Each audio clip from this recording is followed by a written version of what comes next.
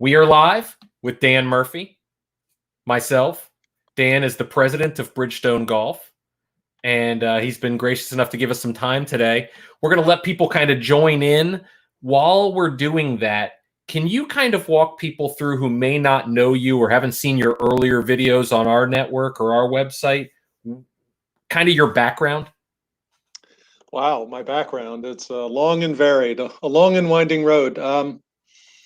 Probably the golf part would be the most relevant. Been in golf since the mid 90s, started with MaxFly Golf, which was a very similar operation. We were a quality brand chasing the big T, and feel like I've done that my whole career. But MaxFly got absorbed by TaylorMade. I went out there for 6 months and realized that wasn't for me, and I wasn't for them, and it was a mutual thing. Came back to the East Coast where I think I was more suited, and worked for Dunlop Golf for a little while. Worked with John Daly. Remember when he won at Torrey Pines way back in 2002? Absolutely. And then in my big break for me, career-wise, came in 2004. I joined Precept Golf at the time, and the project that was on the plate was to launch Bridgestone Golf, and that's really what I did, and I guess my claim to fame, if you will. And so from 2004, we launched in 2005, all the way up to 2015. I was with the company, and we had a great time. We grew. We went from a brand that didn't exist in 2004 to the #2 golf brand, chasing down Titleist, and it was a lot of fun. So I did leave for a while. Pastures were greener, and then time's flying already. About 20 months ago, I was invited to come back to Bridgestone and take the CEO job. And I can tell you that our audience it was pretty happy to hear you were coming back. And we know there was a lot of fun stuff we did in the past and still do today. Rather than kind of shift towards like the current, I want to backtrack a little bit because the timeline is incredibly interesting, but also interesting from a standpoint is a lot has changed. So starting back to when you were launching Bridgestone, the solid core golf ball was in place already, launched by the brand you worked for. They were the first ever solid core. I'm going off memory here. Is that correct? That's correct.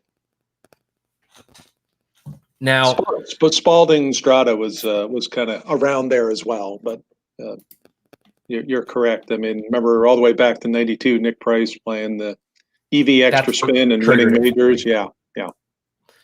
Now, when you took over and Bridgestone Global, I guess, would launch, Bridgestone Golf launched, what was the reasoning to do Bridgestone rather than just continue with Precept, which was a popular product? Well, Precept was a little bit worn out at the time from a brand perspective. Do you remember the MC Lady happened in 2001, and it shot up like a rocket and it came down like a rocket, frankly.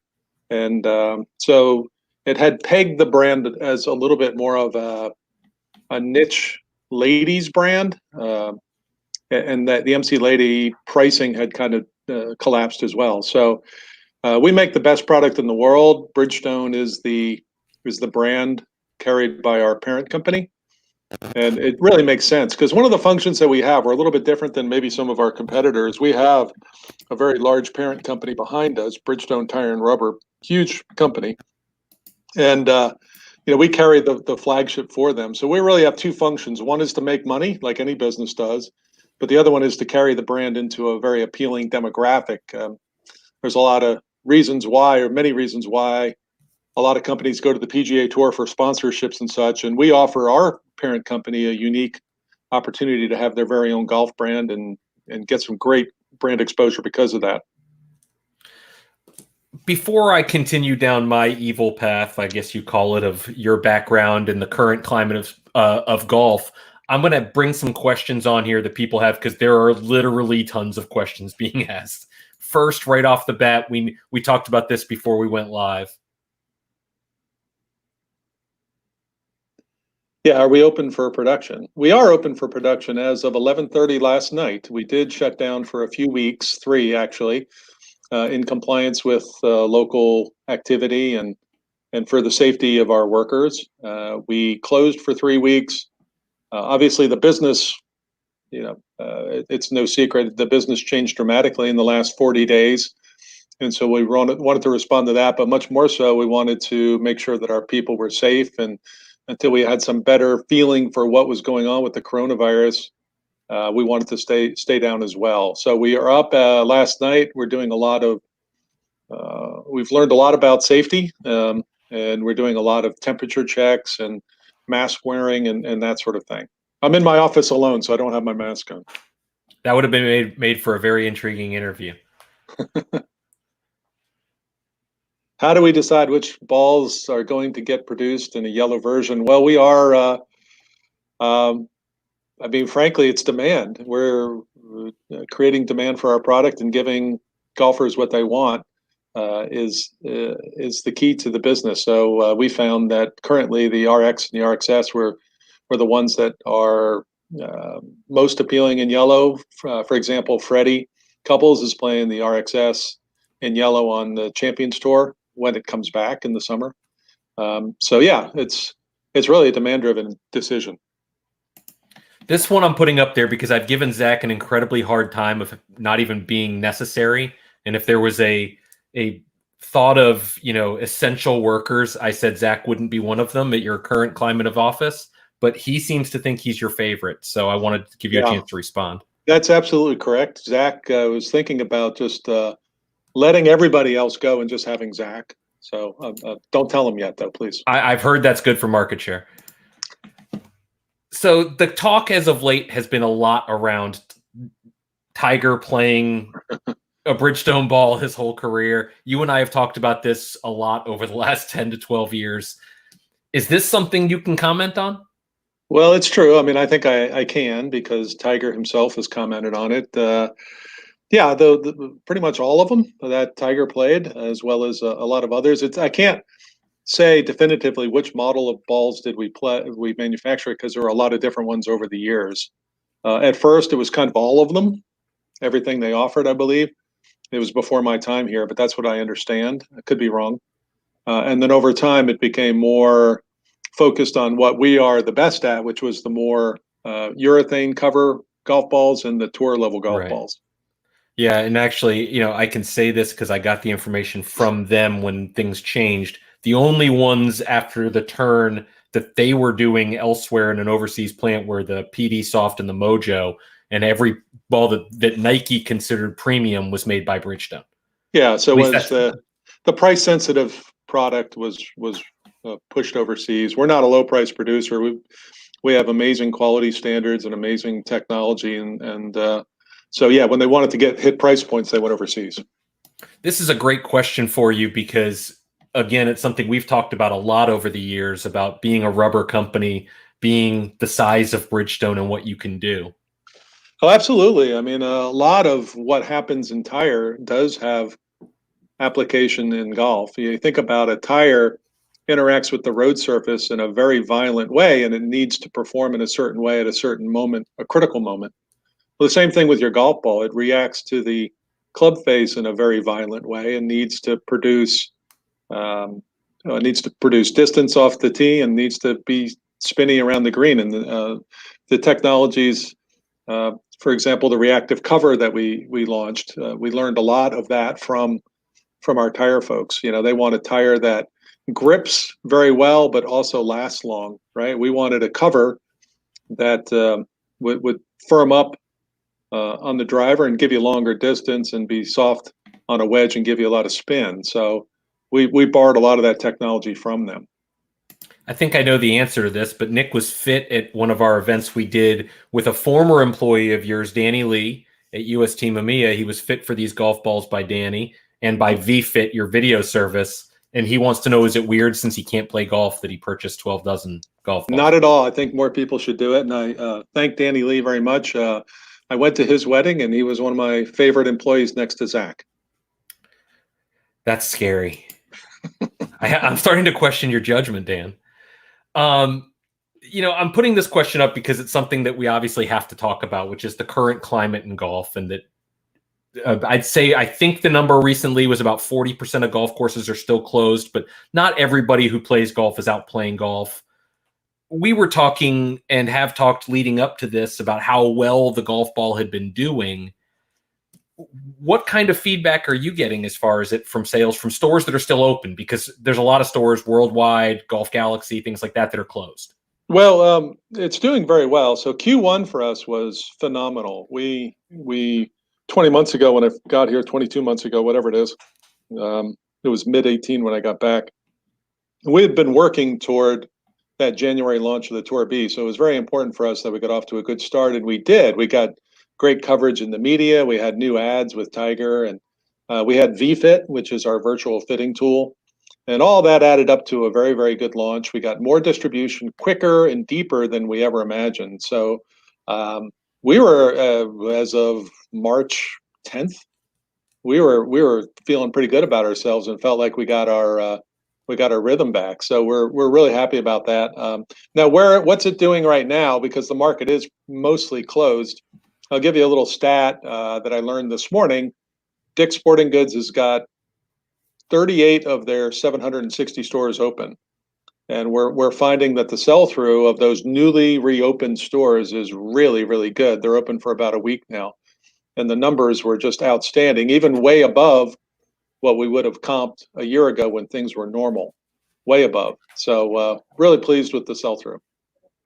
It wouldn't be I'm going to leave that one up there briefly. It wouldn't be, is it like your children arguing who's your favorite? About the products, you mean? No, about Adam Rayberg saying, Zach, the guy we have to keep around.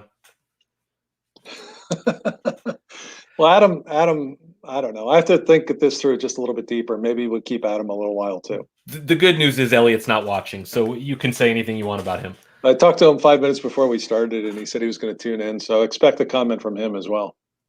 It wouldn't be a THP live stream with Bridgestone with you if somebody didn't ask about golf clubs. So here it is. You can answer it the same way we've answered it in the past, which is no. Never say never, but I got to tell you, it feels. I'll give you the quick synopsis of why in 2005, 6, 7. The original business plan when I first got here was to run hard with clubs and balls equally and have a business that was 50-50, 50% clubs, 50% balls. And it really became evident to me very early that we needed to focus on what we were best at. And the IP that we have, the fact that we manufacture golf balls really gave us, and quite frankly, the margin in balls is better, gave us focus that if we're going to do well as a business, that we needed to focus on the golf ball. And that's when we really took off. If you look at the history of my time here, 2005, 6, and 7, we were okay. But boy, 8, 9, 10, we really took off and really rocked. And that was the time that we focused. You know, they say focus on what you're best at, and I'm happy that we've done it. Clubs, by the way, right now, we've been watching and kind of thankful that we have a consumable product and not a durable product like clubs as our primary revenue source. Because although things are challenging for us, I'm happy that I'm not a club company right now. This is a question that I'm going to segue from. Are you going to sign any big time players, more big time players? Obviously, you have the biggest of the big time players, and Tiger Woods. There's a thread on our forum right now. Is Tiger Woods doesn't move the needle? He is the needle. When you were making a decision to sign Tiger Woods, obviously it wasn't a real hard decision, being that he came to you because you already used the ball. We've talked about that for a number of years. It was you've shared the story in a previous video we did about how he went to the pro shop during testing and bought a dozen because he knew it was the same. How do you as a brand, Bridgestone, focus and decide on who to sign because it's an eclectic group? You have the personable, cooler guy, Freddie, that people love. Matt Kuchar's a local guy, makes a lot of sense. Then you have Bryson, who's extremely polarizing, but a mad scientist. And then you have Tiger. I guess you could call him polarizing. I'd more call him just, the needle that is the needle mover. How do you decide? Well, we're never going to win the quantity game, nor do we want to. So we go for the quality game. And quality to us means having personalities that we can market around. I'll rewind the clock all the way back to the beginning in 2005 when we hired Freddie Couples. I had a relationship with him when I was at MaxFi. If you remember, he was there for a long time. Along with the assets of MaxFi after they were absorbed by TaylorMade, he went to TaylorMade and then and somehow ended his relationship with them. And I snagged him up because he's Freddie and he's got personality. And, Freddie does for your brand and your sales what 20 other pros combined do. And so, again, that's a quality, not quantity story. And I think that's continued through the years. Certainly, Matt Kuchar is a great guy. I've gotten to know him very, very well over the years. Wonderful family guy and wholesome, and then just shows up and gives us a lot of brand exposure. Tiger is Tiger, like you say, he is the needle. That's that's the understatement of the world. But and then Bryson, I think, has been a good addition to us. One, he's gonna be a great, great player. He already is a great player, but look out for him to be number one in the world before too long. And the fact that he is a scientist really helps us in our brand positioning, that we are a technology-driven brand. I think we use him pretty effectively in communicating that message. Has Bryson conceded the point that you guys have smarter people than him during the R&D process, or has he decided he's the R&D process? No comment. We had his club company on this previously, and they had a very similar answer.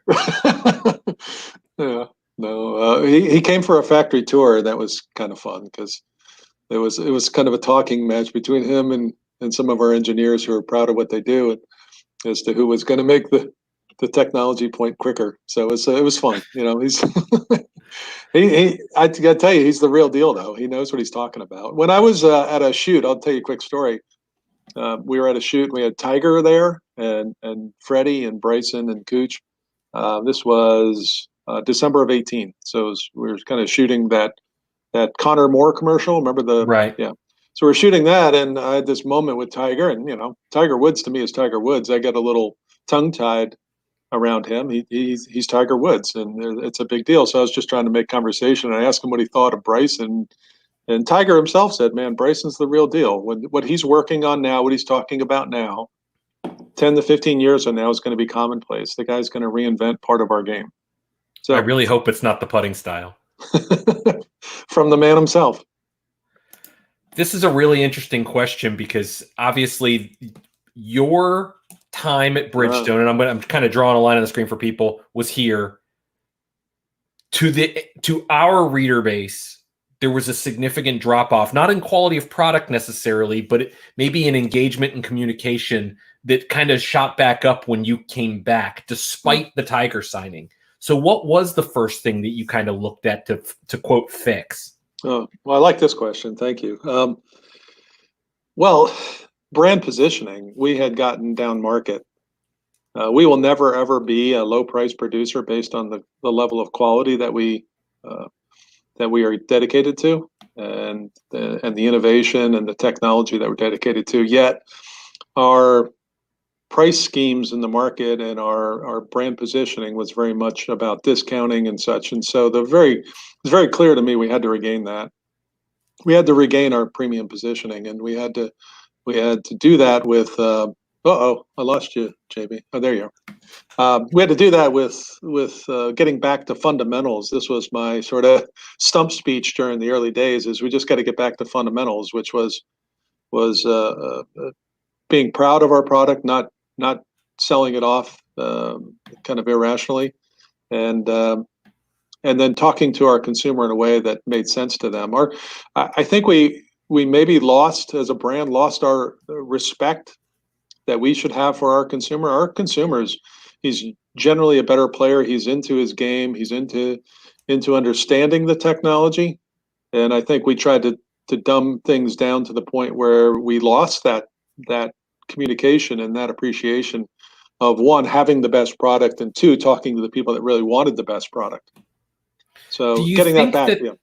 Do you think that the current climate that we have in golf means the old days of buy it because we made it are kind of dead, and the consumer is so smart, or at least on the surface so smart, because marketing has gotten so intensive into data and technology, that golfers, at least, like I said, on the surface, understand a little more?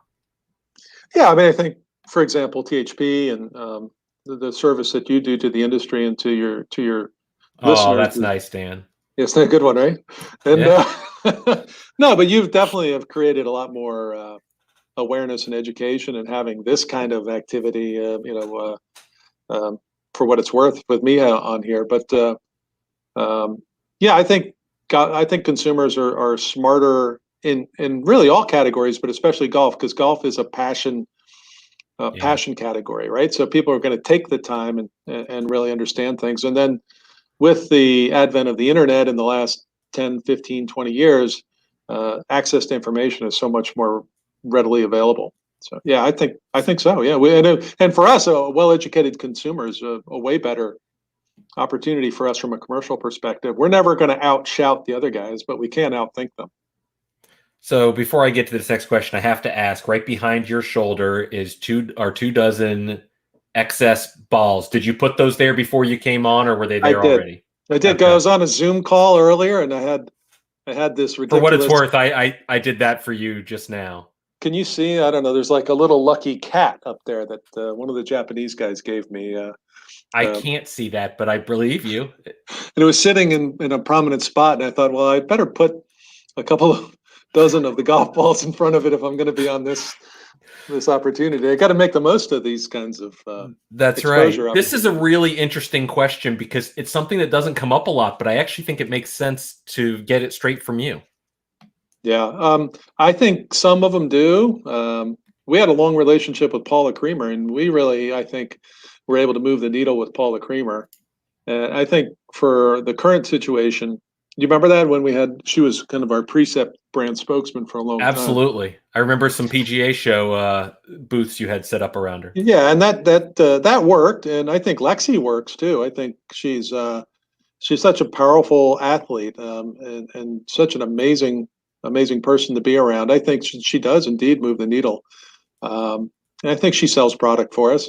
So I think it's to answer the question from a general perspective. It depends on the player and the personality and their ability to connect with the consumer. They want to know what ball Dan plays. RX. Chris, to answer your question, for me, I did V fit like everybody else, and I was fit for X. And my reviews are on the forum if you want to read them. Not that you should. This is another question from Dean, more of a funny one because sometimes lost in translation is an interesting part of it. What is the better tech name, turbo rubber or power slit technology? Josh Kinshin would tell you it's power slit technology. I'm going to say none of the above. While we have you, we always do a kind of a speed round. We're going to ask you some questions that have nothing to do with golf, and then I'll take a couple more here. Best fast food breakfast, and it must have a drive-through to qualify. Wow. Best fast. I got to go fast on these, right? Oh, McDonald's. When you're hungover. That'll work. So PGA show. We've had some cocktails over the years at the PGA show. We've shared some stories. What is the one drink when you entered the pit? And we'll go with where I'm going to say this and say Dan was not working for Bridgestone at the time. There's a prerequisite to this. What was the one drink you ordered right away in the pit? What was your go-to drink for the PGA show to unwind? Well, I think after a long day of walking and talking, I think you have to have a nice cold beer. That's a solid choice. What is the perfect burger? You have the choice to decide every topping, any topping. What is the perfect burger? Oh, well, you got to have bacon on it. Absolutely. And ketchup and mustard, a little lettuce and tomato, and that'll do. Don't overdo it. Don't overdo it. Wait, mushrooms. Oh, mushrooms are good too. Yeah, that's a good. No cheese? No cheese, thank you. Oh, I don't know. I don't know if we can be friends anymore. I mean, if it was there, you go with it.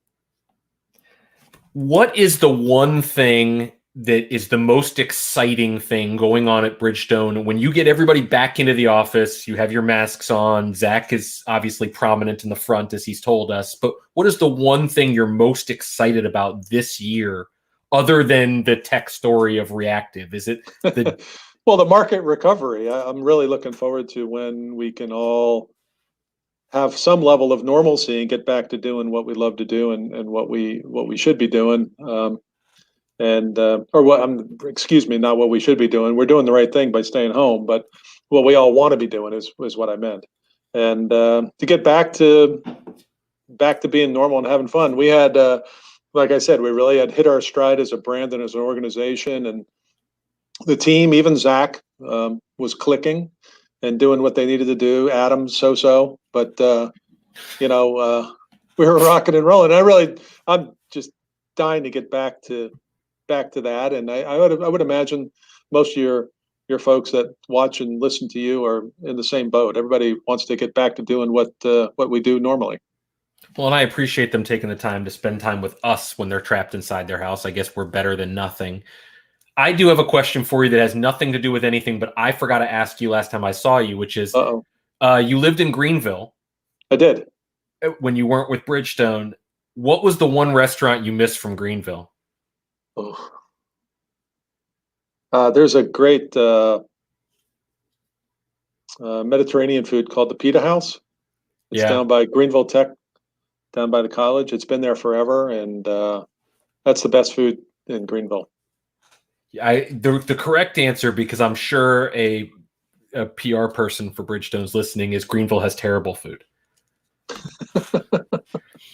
So one of the things that I wanted to ask you before we let you go is Tour B is obviously the big story this year, but E12 launched last year at the PGA show and has done extremely well, specifically the E12 Soft.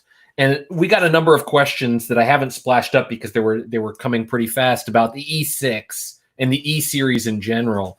Mm-hmm. The E6 hasn't died. It's still in place. But correct. How has the E12 been received versus the E6? Have the people who were E6 players for years, have they embraced that next step? Generally, yeah. And we're looking forward to next year on the E12. We got some great ideas. So it'll be a focus point for us next year. And we have got some genuinely innovative ideas, and excited about that. And yeah, it's a fantastic product. I played it for a long time myself, especially when the greens are soft. I like it. So great product and well received. The E6 maybe in its heyday was a little bit higher volume. I don't know if that's what you mean by the question, but well received, well reviewed, technologically advanced, and I'd say it's a hit. Will we see the Precept name come back in any form of actual tech story? Potentially. I think it's still, personally, I think it has some equity still. And I do too. That's why I asked. I believe there's some opportunity there. We just got to find the right time and place to go after that. We had a really great ladies business, particularly attached to the Precept brand, and we've been talking a lot about how to revive that and regain that. I mean, from a recovery perspective, it's a step process. We got to get our premium nature back. We got to get our Tour B back. We got to get the E12 back. But I think one of the other frontiers, one of the other opportunities for us is to get the lady back. I'm going to end this with one final question, and that is, I was talking to somebody else in golf this morning, and we were talking about everybody is speaking of going green. Golf balls are probably not the most green aspect of golf, and as you know, I'm not a real green person. I guess I could be, but I try.